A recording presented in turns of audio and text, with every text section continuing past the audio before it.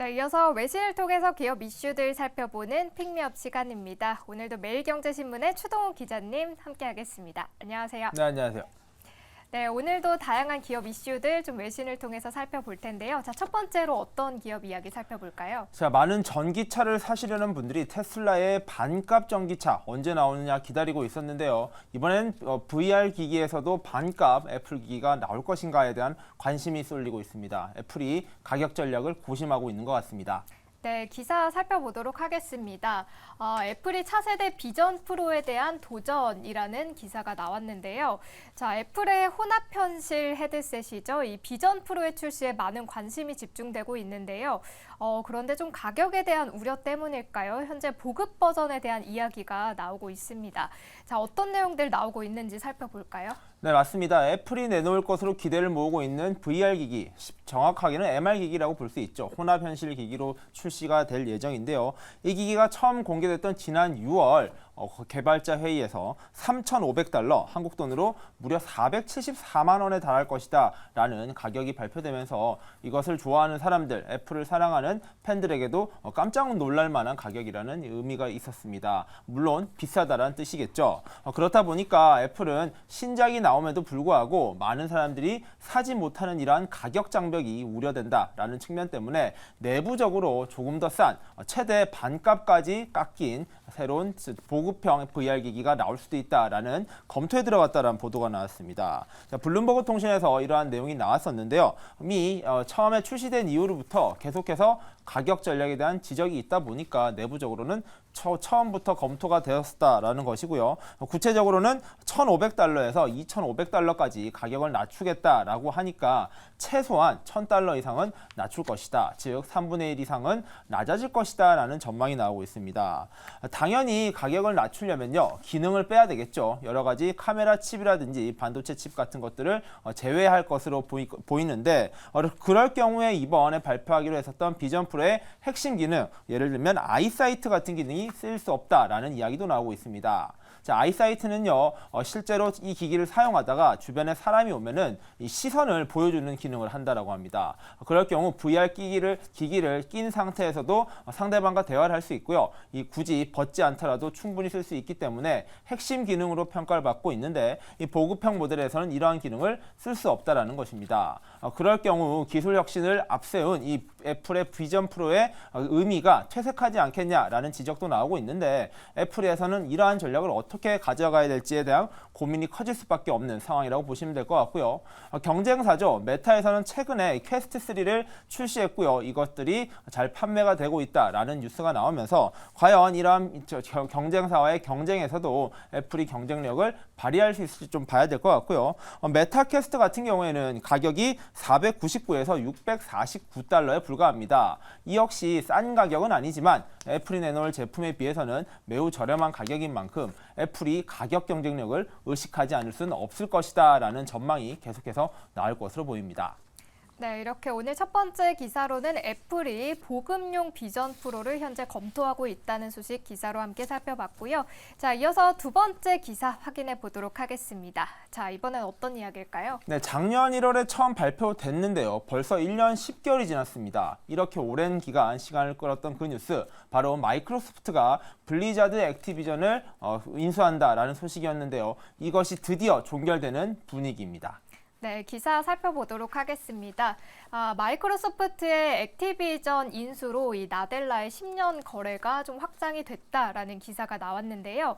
자, 이렇게 마이크로소프트의 10년째 몸을 담고 있는 이 나델라 CEO가 액티비전 블리자드의 인수 절차를 마무리했다는 소식을 드디어 밝혔습니다.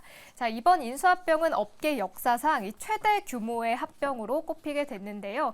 좀 과정에 여러 가지 어려움들이 있었잖아요. 좀 자세하게 살펴볼까요? 네, 블리자드 같은 경우에는 세계적으로 유명한 게임사죠. 저도 디아블로4를 최근에 다시 시작을 했는데요. 재미있게 하고 있는 이 게임을 비롯해서 스타크래프트, 워크래프트를 비롯한 여러 게임을 가지고 있는 세계 최대 규모의 게임사 중에 하나입니다.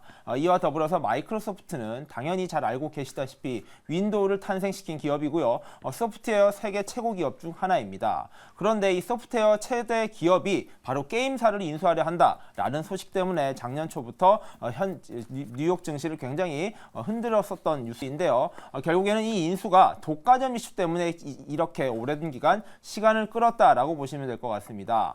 워낙 막강한 업계 최강자들끼리의 결합이다 보니까 이러한 인수합병으로 인해서 시장에 독과점적인 이슈가 발생할 수 있다라는 점 때문에 여러 국가 그리고 이러한 경쟁 당국에서 규제 기관에서 여러 고민을 했었고요. 이러한 검토 끝에 마지막 관문이라고 할 수 있었던 영국에서 이러한 부분이 통과가 되면서 사실상 인수전이 막을 내리는 분위기입니다. 자, 인수 금액은요 687억 달러, 하나 약 94조 원인데 IT 업계에서 있었던 모든 인수합병 중에서 가장 큰 규모로 평가받고 있습니다. 특히 게임 업계에서는 이와 비슷한 규모의 인수합병조차 없었을 만큼 그 규모가 매우 크다라고 보시면 될 것 같은데요. 마이크로소프트 같은 경우에는 게임 산업을 안 하고 있었던 것은 아닙니다. 바로 엑스박스로 알려져 있는 이러한 콘솔형 게임형 서비스를 해오고 있었는데요.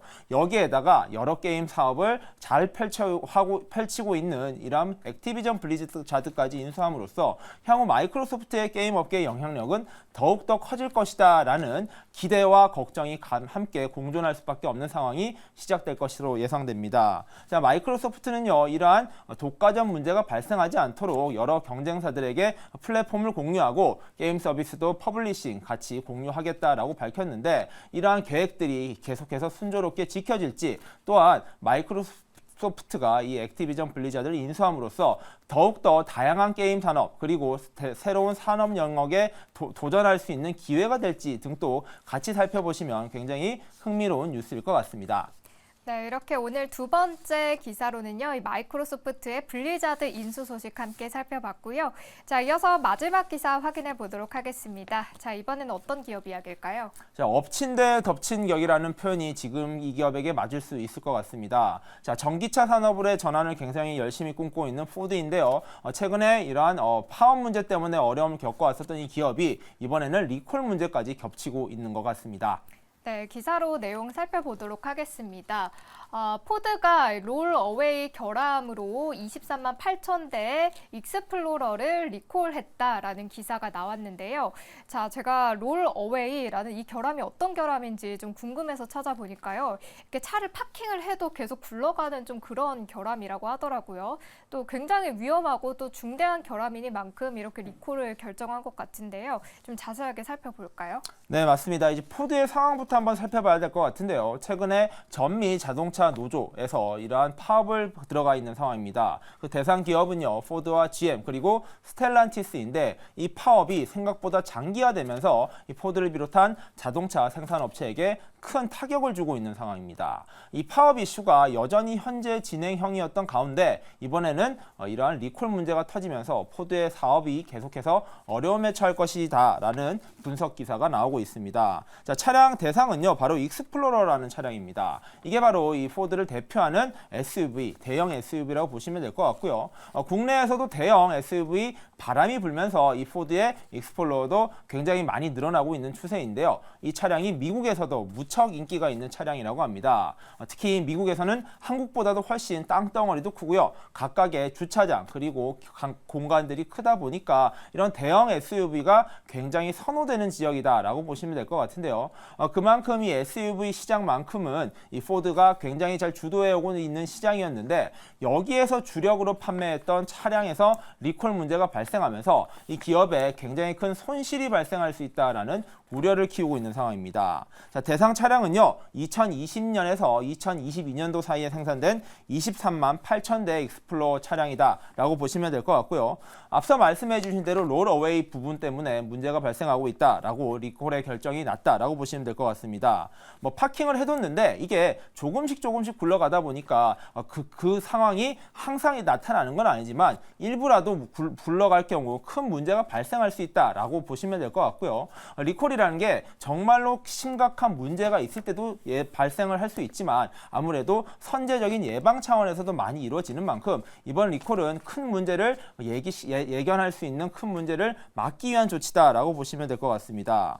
특히 자동차가 최근에 굉장히 전장화되고 있습니다. 이번 리콜 문제 같은 경우에도 이 전자식 브레이크의 오작동으로 인한 것으로 보이는데 자동차들이 전기차로 전환되고 있고요. 많은 부품들이 기존의 기계식 부품에서 전자식 부품으로 바뀌고 있는 현재 상황에서 이러한 리콜 문제는 계속해서 확산되고 있는 분위기다라고 보시면 될 것 같고요. 이러한 리콜 문제는 사실 작년에도 지적돼 있었던 상황이라고 합니다. 그러나 그 당시에는 소프트웨어적 문제를 해결함으로써 넘어갈 수 있었다라고 하는데 이번에는 23만 대에 달하는 모든 차량을 전수조사하고 검사를 해야지만 하는 조건이 걸렸다라는 점에서 포드의 부담이 굉장히 늘어날 수밖에 없다라고 보시면 될 것 같고요. 자, 11월 6일부터 리콜을 진행한다라고 합니다. 포드는 고객들에게요, 모든 고객들에게 이러한 서신을 보내서 리콜 점검 차량이 대상으로 선정됐으니 가까운 AS 센터에 가서 점검을 받으시고 이 문제를 해결해라 라고 편지를 보낸다고 하고요. 특히 문제는 최근에 파업 이슈가 계속 확산되다 보니까 최근에 AS 센터에서도 직원들이 부족해서 AS를 못 받고 있다는 뉴스까지 나오고 있습니다. 기존에 신차 생산이 안 되는 것은 물론 기존 고객들조차 이러한 파업 문제 때문에 AS를 제대로 못 받고 있는 상황에서 리콜 문제까지 더해지다 보니까 이러한 상황은 포드에게 굉장히 큰 어려움을 줄 것이다 라는 우려를 키우고 있다라고 보시면 될 것 같고요. 실제로 2022년도에는 포드가 이스케이프라는 SUV 차량 170만 대를 포함해서 총 290만 대나 리콜한 경험이 있습니다. 그만큼 최근에 전장화가 가속화되고 있는 자동차 상황에서 리콜 문제는 앞으로도 늘어날 수밖에 없다라는 측면에서 포드에게는 이러한 전기차로의 전환, 전장화의 변화가 사실 마냥 도움이 되는 것은 아니다라는 분석도 나오고 있고요. 이제 파업 이슈에다가 리콜 이슈까지 더해진 포드가 과연 3분기 실적을 잘 내고 4분기까지 잘 이끌어갈 수 있을지에 대해서는 기대보다는 우려가 많이 커지고 있는 상황이다라고 보시면 될 것 같고요. 이것은 비단 포드만의 문제도 아니라는 점도 체크해 보셔야 될 것 같습니다. 현재 GM과 스텔란티스도 계속해서 파업 이슈가 있는 상황이고요. 많은 기업들이 자동차를 전장화하고 있는 만큼 리콜 이슈는 이러한 3대 기업뿐만 아니라 현대 기아차를 비롯해서 글로벌 자동차 제조사에게도 큰 문제로 지적될 수 있다라는 점도 한번 체크해 보시면 좋을 것 같습니다. 네, 파업에 이어서 이렇게 리콜까지 좀 연달아서 좀 어려움에 처한 이 포드의 소식 기사로 함께 살펴봤고요. 자, 오늘 저희가 준비한 픽미업 소식은 여기까지입니다. 오늘도 매일경제신문의 추동훈 기자님과 함께했습니다. 고맙습니다. 네.